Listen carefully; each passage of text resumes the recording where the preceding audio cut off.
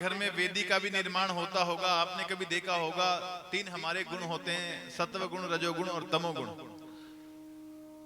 सत्व गुण का जो रंग होता है वो सफेद होता है, रजोगुण का रंग लाल होता है और तमोगुण का जो रंग होता है वो काला होता है ना। वेदी भी बनाते हैं तो लाइन लगाते हैं, सबसे पहले सत्व गुण, फिर बीच में रजोगुण, फिर बाद में तमोगुण।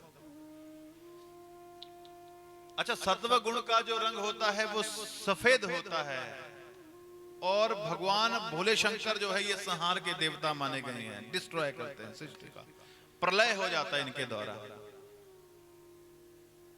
तो जो संहारक है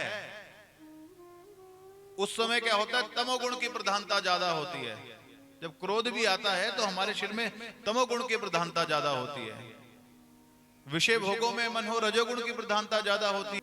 तो सत्वगुण का जो रंग होता है वो सफेद होता है। लेकिन भगवान भोले शंकर, ब्रह्मा जी सृष्टि की रचना करते हैं, नारायण विष्णु पालन करते हैं, भगवान भोले शंकर संहार करते हैं। तो जब ये संहार करते हैं तो तमोगुण की प्रधानता आ जाती है। तो जिसके अंदर तमोगुण की प्रधानता ज्यादा हो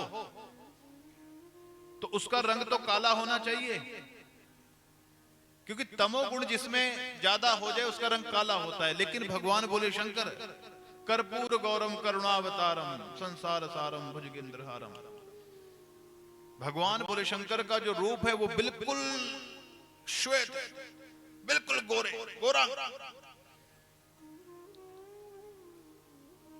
और नारायण के अंदर सत्व गुण की प्रधानता ज्यादा है, तो उनको तो गोरे होना चाहिए ना।